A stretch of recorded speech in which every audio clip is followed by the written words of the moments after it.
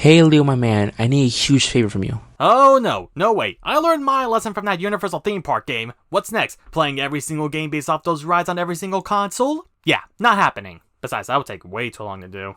Okay, first off, that was your fault. Second, I came here because I needed someone in every part 3 for me, and you're the only guy I know is available. Well, as long as it's not Universal.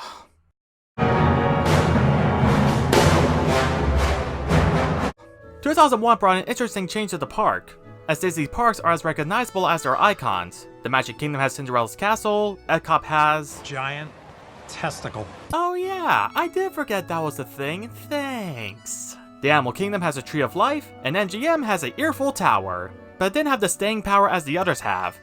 Well, to be honest, it looks really simple. Just grab a water tower, paint the top black, and just put plastic ovals on its ears, and bam, you're done. Which, by the way, if a tree has more staying power than an earful water tower, you know you screwed up. So in 2001, the Earful Tower was replaced with the Sorcerer's Hat from Fantasia, a staple still loved 18 years later. That same year, Studio One opened up the Who Wants to Be a Millionaire Play It, which is a modified version of the game show, as instead of getting money, you get a Disney's Collector's Pin. So, wouldn't it be Who Wants to Be a Disney's Collector's Pin? And besides, you can get this rare Disney's Dick Tracy Collector's Pin for like $10. Quite frankly, I don't want a Disney's Collector's Pin. I want to be a millionaire. Why don't you go pin yourself, Disney? It was that same year that Walt Disney's One Man Dream Museum opened up. It was chronicling the life of Walt Disney from birth to the Disney theme parks, showing off artifacts and models along with a film narrated by Mary Poppins herself, Julie Andrews. The most exciting, the most important part of our Florida project, in fact, the heart of everything we'll be doing in Disney World, will be our experimental prototype city of tomorrow. We call it Epcot, spelled E-P-C-O-T, Experimental Prototype Community of Tomorrow. Jumping to 2004, there was the epic stunt show, Lights, Motors, Action.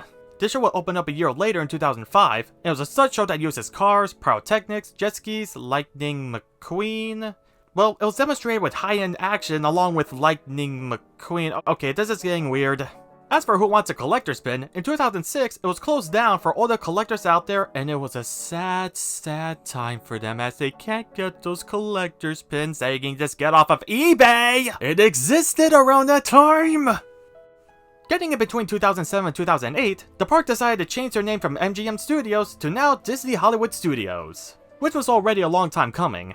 Part 1 discussed the legal issues that plagued the park, just as a certain marketing for the park that had to alter its name to the version that Disney is now using. So the name change was inevitable, and the fact that it took them 18 years to do it is kinda surprising to say the least.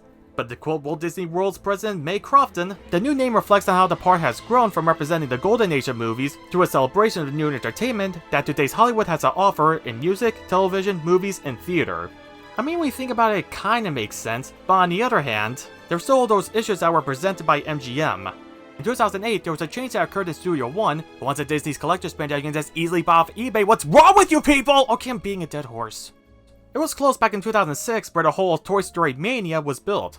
Toy Story Mania was a carnival-style attraction, along with a dark ride, that with the use of tracks and screens allowed you to move and play carnival games with Woody and his crew.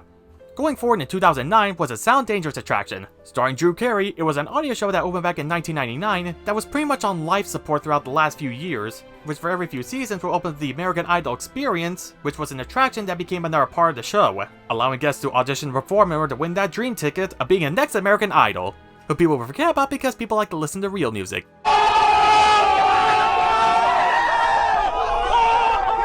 And other than that, that's basically how it was. I mean, in 2010, that's when it began to rock the boat, and in 2019, it pretty much takes it over the edge. But that'll be talked about next time. Thanks for watching, don't forget to like, comment, subscribe to AkiDave, as well as my channel, and also if you're feeling generous, donate to this guy's Patreon. I mean, you don't have to spend a whole lot, it's just $1 a month. Come on, the guy needs it, people. If you'd like to be a patron, you can just click on the right, and in the description at the end screen. Love you guys, and screw it. Hope he's paying me out of this.